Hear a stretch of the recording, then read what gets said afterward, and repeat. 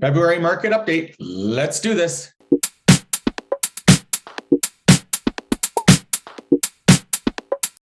So I just wanted to jump into InfoSparks here and take a look at the year over year activity. So we can see for Waterloo Region, January 2022, 956 was the average sale price.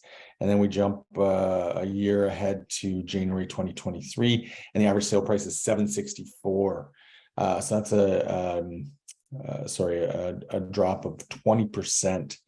And as well sales, when we look at January 2022, 511, and then over to this year, 298 sales. So again, significant drop. And all I wanted to get at was when we're looking at these year over year numbers and there's such dramatic drops, it really is important to, take into consideration what happened last year. We all know that from March through to the end of July, we just had a huge drop in both sales and sale prices. So not unexpected to look at year over year numbers dropping significantly. So, it's good to keep an eye on it, but certainly what's happening more recently, I think is important. New listings. This is a big one again. Everything was driven by the fact that there was no inventory. And so we had 668 listings at the beginning of last year, and now at the beginning of this year, we're at 581. So not a significant change, down 13%, but considering that there was nothing available anyhow, it makes a difference. We can see 1,876 was the peak of our listings last year.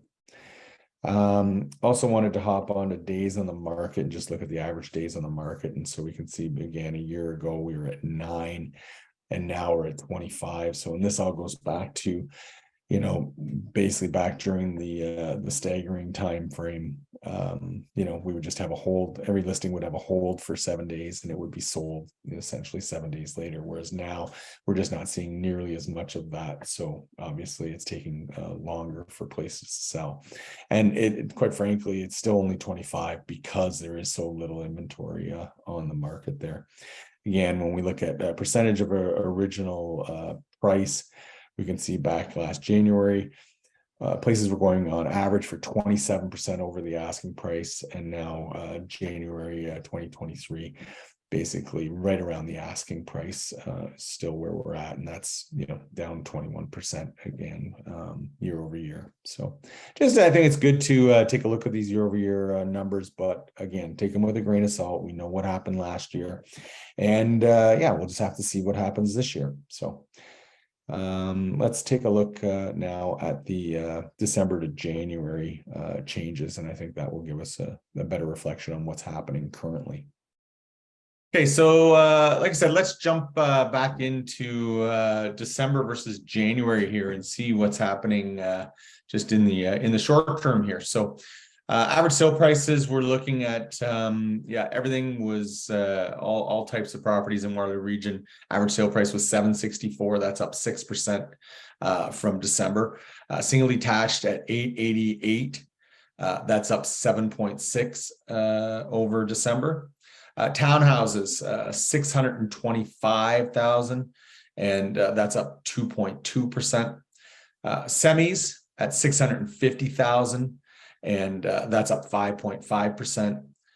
And apartment condos at 495 average sale price, and that's up 6.1%. Now, having said that, again, we have to go back to December being kind of a more traditional type of December than we've seen in years with not a lot of activity. So we do have to keep that in mind. I think the real teller will be in the next couple months when we get our February and March stats in. That will be a real sign of hopefully what's to come one way or the other. So definitely I just wanted to talk about in the last few weeks, I've really noticed an uptick in the strategy whereby sellers are discounting their list price a bit, doing holds on offers again. and getting multiple offers. I've been involved in a few of them myself, and especially for the premium properties, you know, the best locations, the best properties, kind of move-in condition, turnkey, that sort of thing. Those ones were always going to have demand, but certainly when there's no inventory available or next to nothing, again, those types of properties are going to make out the best. So I think it's important to watch that and see what happens if that trend continues.